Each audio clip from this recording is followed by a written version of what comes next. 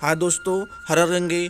उम्मीद है आप लोग घर पे होंगे, सेफ होंगे। दोस्तों, आप लोगों को आज मैं हरिद्वार अगर यात्रा करना चाहते हैं उसकी डिटेल बताने वाला हूँ। अगर आप हरिद्वार यात्रा करना चाह रहे हैं और आपके पास कोविड की नेगेटिव कॉपी नहीं है, चाहे आप कहीं से भी आओ, बाय ट्रेन आ रहे हैं, तो आपको परेशान होने की ज़रूरत बिल्कुल भी नहीं है। मैं ये वीडियो दिखा रहा हूँ रेलवे स्टेशन हरिद्वार की, और साथ साथ आप लोगों को ये भी बताऊँगा कि आप अगर आते हैं तो आपको क्या परेशानी हो सकती है और कहाँ पे क्या परेशानी नहीं होगी। दोस्तों, तो यहाँ पे आप अगर आ रहे हैं ट्रेन के थ्रू तो आपको कोई परेशानी नहीं होने वाली है।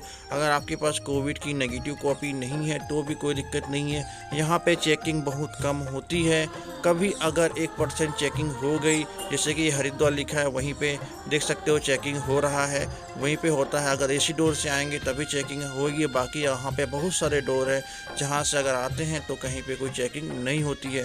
इस डोर से आने पे आपको कोविड की नेगेटिव रिपोर्ट मांगी जाएगी। अगर आपने नहीं है, आपके पास नहीं है, तो आपको कोविड की नेगेटिव टेस्ट यहाँ पे करानी पड़ेगी, कोविड टेस्ट करानी पड़ेगी, जिसकी रिपोर्ट आपको 5 मिनट में प्राप्त हो जाएगी और उसकी हार्ड कॉपी आपको मोबाइल में SMS के थ्रू आधे से 1 घंटे के अंदर आ जाएगी, जिसका आप यूज़ कर सकते हैं। उत्तराखंड में कहीं भी अगर यात्रा करना चाह रहे हैं तो आप उसका यूज़ कर सकते हैं। उसका वैल्यू 72 घंटे तक रहेगा।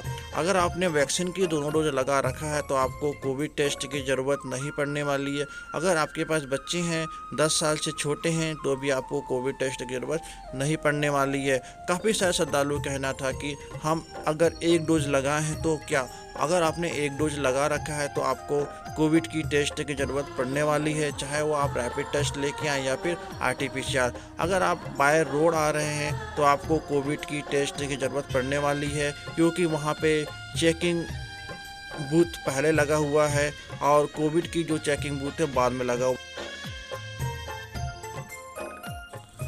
दोस्तों, जैसे कि मैंने बताया, दोनों का डिस्टेंस चेकिंग बूथ और कोविड बूथ की डिस्टेंस 1 किलोमीटर की है। तो आप अगर फैमिली वाले हैं तो आपको चेकिंग बूथ से आसानी से एंट्री मिल जाएगी और कोविड बूथ में आपको कोविड की टेस्ट का सुविधा मिल जाएगा। अगर आप सिंगल पर्सन है या फिर बाइक में है, थोड़ी आपको वहाँ पे पुलिस कर्मियों से बात करनी पड़ेगी। सब पुलिसकर्मियों के ऊपर रहता है। अगर चाहे तो आपको जाने देंगे, अगर चाहे तो आपको वापस भी भेज सकते हैं।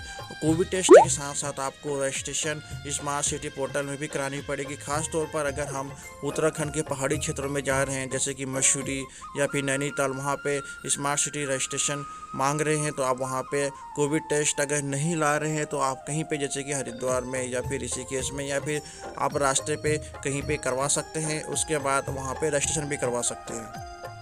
दोस्तों, फिर मिलते हैं नए वीडियो में। हर रंगे।